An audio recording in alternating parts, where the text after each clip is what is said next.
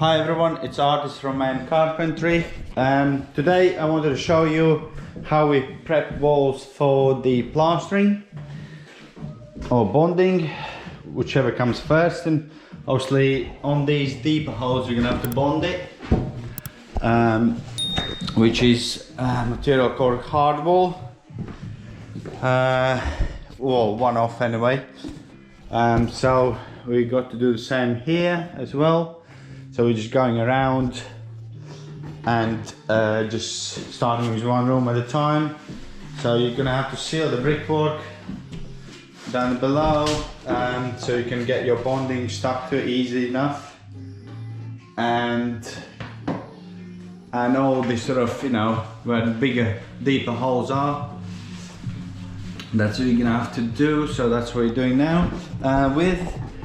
With the bonding, basically what it is, with the not bonding, with the glue we're using, or solution we're using, is PVA, 5 litre tubs we buy, and then depending on how thick actual glue is in a tub, you want to dilute it slightly, so it's like I would say the consistency of the single cream. So you can see it covers, but it doesn't run off your roller too much, because what you don't want to go everywhere, and you want to have a decent coverage of your bonding. So, you know, the suction is everywhere more or less the same, because obviously the walls are old, and you know, I can near guarantee that the suction will be different in places. Obviously the drier the suction, the drier the wall, the suction will be greater, and vice versa. So we're putting all that on now, which is another thing you could do even if you're not doing the plastering yourselves, which is absolutely fine. You could prep the walls for the plasterers if they okay with that. So that's how we're doing it. We are prepping the walls. We're gonna do bonding. So with the bonding, you want to put like 10 mil at a time thickness. That's what it's for.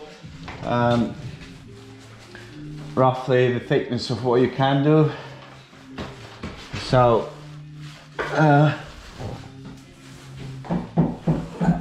obviously we got sealing to do as well.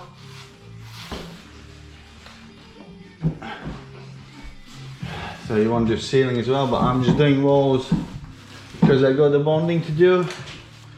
Now I'll do ceilings later on, before actual plastering.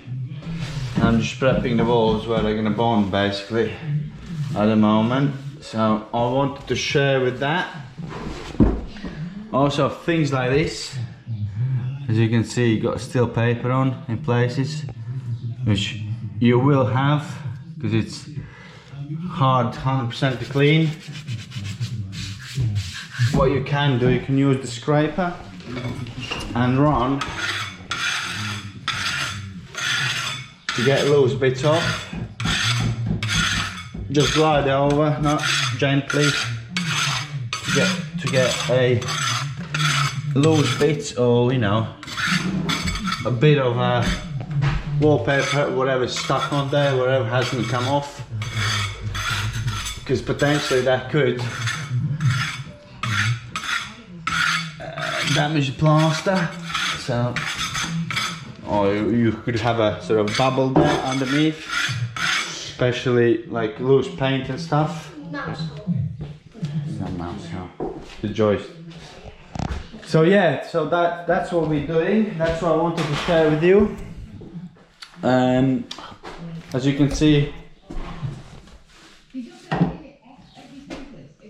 we are going through and bonding everything. You don't have to put that thick. Look, it's too thick. It'll take ages to dry. This is soaked, so that's gonna be less wet because we won't be able to.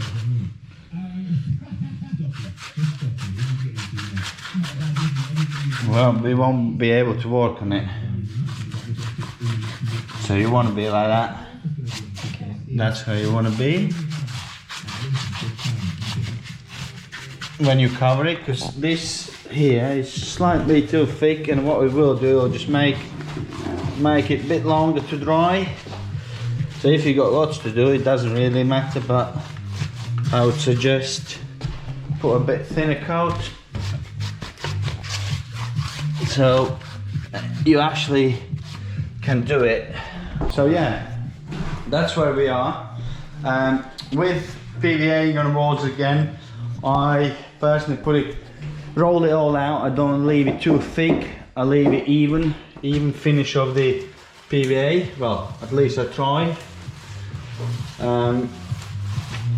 So when you're done your bonding, you're gonna have to do bonding again. So between bonding layers, you would have to do them possibly even 2 coats. Very possibly 2 coats, because it really depends on how deep, obviously, how deep the bonding is, etc. But you will have to apply it on between each coat, and you want it done maybe twice before you actually plaster or get it plastered. So you want to prep it that way, because what will happen where you have bonded, the suction will be a lot greater than the wall without bonding on. So obviously it's got all plaster, so you won't draw water out of your plaster so quick. So that bottom part will dry very quickly where it's bonded or bonded areas, and the other part will just stay forever. So that will take, and that will be a problem for you, because this will be drying and you won't be able to do anything with this side, with the top part. So because don't forget, you need two coats of finished plaster on. So yes, don't forget to, after you bonded, you put again PVA on, and that's what we're gonna do. So what we're gonna also do is, here we got big belly on this wall, so we're gonna bond this out, bond this side out, and we're gonna have to bond this side out. I'll just show you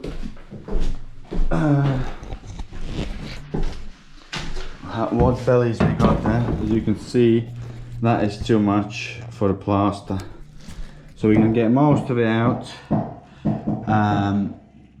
with bonding. Probably it'll be a couple layers, because this wall is terrible. It's not too bad here, as you can see. It's a little bit plaster, probably will get over that. If anything, it's a bit too much there. So I'd say on a plaster, you probably 5-6 millimeters is okay. Well, maximum 10, but not whole area. In places, if it's 10, you'll be okay, but more than that, you can't really do it. And if it's whole wall, you can't really do it, it's too thick. So yeah, you want to aim your plaster thickness 3-4 mil, maybe 5, all in all. So yeah, you can see after we stripped, there is some bits of paper which you want to get off, but that just stays on while it's wet, so it's easier to get it off when it's dried. So you just can pull it off, and if there's a spot where you missed, you can always scrape it back, and that should be fine. So in here, what we're gonna have to do, we're gonna have to obviously board it as we did the other side. and PVA'd a lot again. So hope you find it useful, and I'll catch up with you in the next video.